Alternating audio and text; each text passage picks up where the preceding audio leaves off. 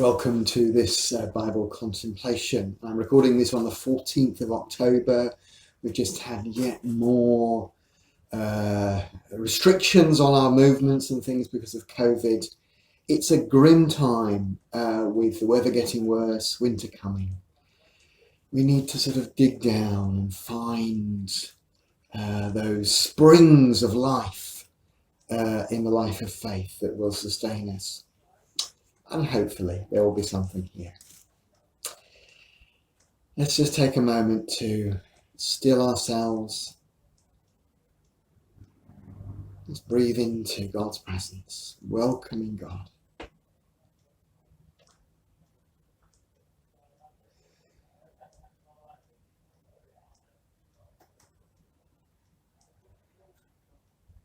And the prayer.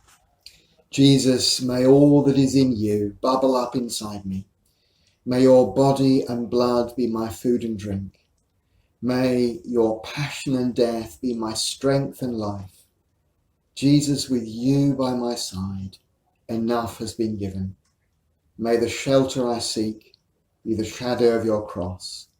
Let me not run from the love which you offer, but hold me safe from the forces of evil. On each of my dying, shed your light and your love. Keep calling me until that day comes, when with your saints I may praise you forever. Amen.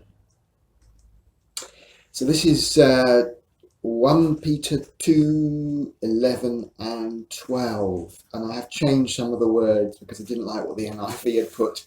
And I looked in the Greek to see what it actually said. But my Greek is very limited.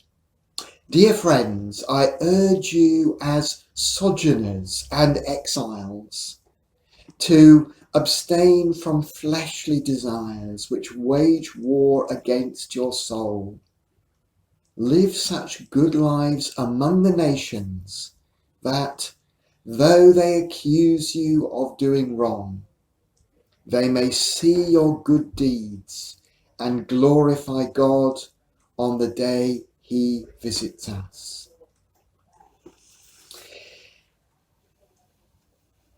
Some strange words there. Sojourners. Well, that's really what the Greek says. And it was translated as foreigners, which feels separate, distant. Sojourners are more strangers and pilgrims, people who you can welcome, who will stay with you for a while and then pass on. And we are those sojourners. We have another destination in mind, but we sojourn in this life. We receive hospitality, we give friendship, we share ourselves. Fleshly desires, NIV said sinful desires. Well, fleshly just opens up. These are natural desires which still need to be curbed. Like, I love eating. So if I ate net, I'd be large, or larger than I perhaps would be good for me. So I have to curb some natural desires in order for my life with God to flourish. What did I put? Oh yeah. Natural desires which, unless we allow them to be curbed, will, quotes, wage war against our soul. And for me, the soul is the place deep within where God dwells. That's my sort of connection place to God through my soul. And the image that came to my mind was a spring. I suppose going back to my walking days when you need more water. Streams are okay if you've got purification tablets, but you never know if there's a dead sheep a little bit further up the stream.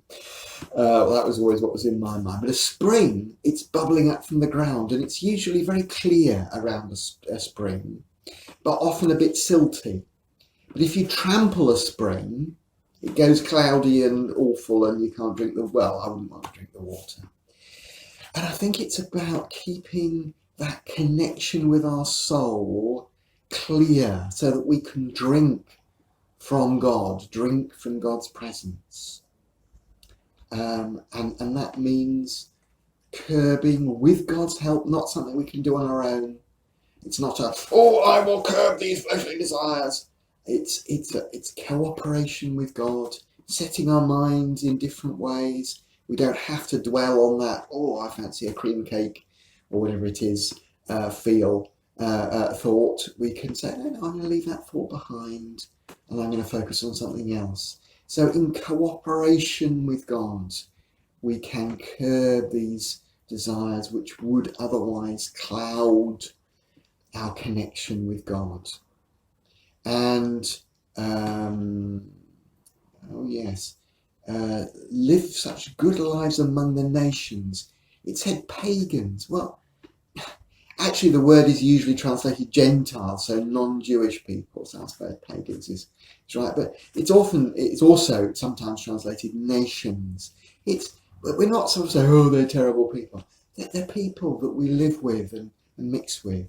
But live such good lives among the nations, that though they accuse you of doing wrong, and we will get accused of doing wrong, they may see your good deeds and glorify God on the day he visits us. We bear witness by the way we allow God to transform our lives as we drink deeply of that spring. Let me read it again. Dear friends, I urge you as sojourners and exiles to abstain from fleshly desires which wage war against your soul. Live such good lives among the nations that, though they accuse you of doing wrong, they may see your good deeds and glorify God on the day he visits us. I was a bit stuck for a prayer word to sort of contemplate with. Well, I've come up with live well. And it's about living well amongst other people, but there's also the sense of the well, the well of water, and drinking deeply of God's goodness. So let's maybe take a few moments to pray into those words, to breathe into those words. Live well. Live well.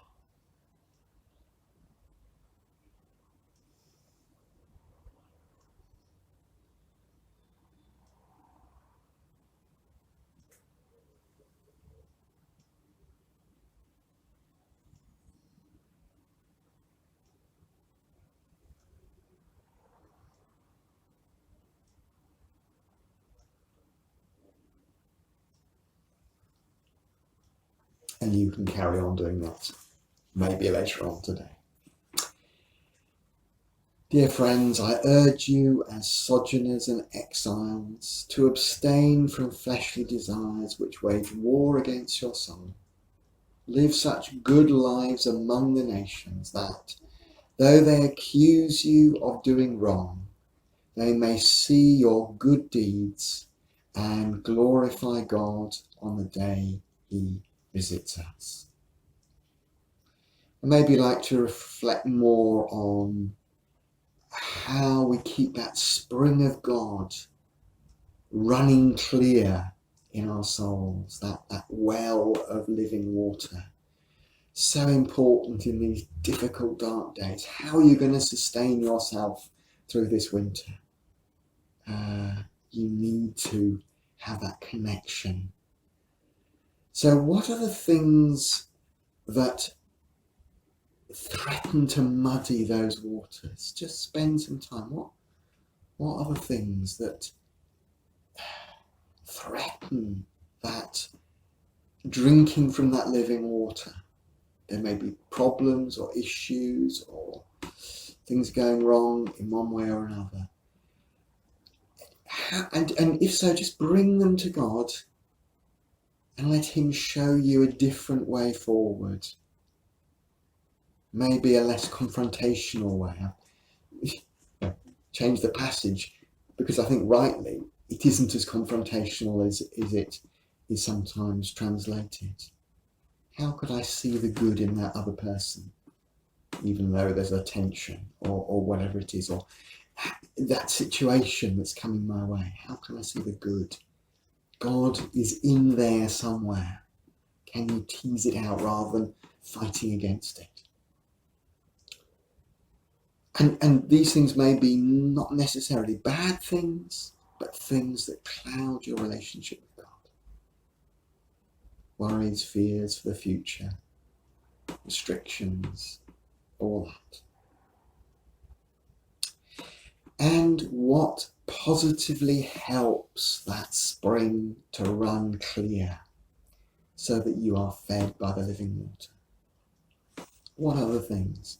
And you may need to go back to the things you've learned in lockdown. What were the things that sustained you then? How can they sustain you now and in the future? What are the things that help the spring to run clear? And not necessarily holy things. It may be a walk in the woods or something, seeing a good film or whatever it is. I don't know. What helps the spring to run clear, that you may be nourished by the living water? And a prayer to finish. Oh God, thank you that you are at work in our lives, changing and transforming us, so that your life in us bears fruit. Help us to have confidence, to allow others to see the changes in our lives that you are bringing about. And help us not to get too hung up about all that there is left to heal and transform in our lives, so that we may live well for you. For Jesus' sake. Amen. Oh dear, a bit long today. Never mind.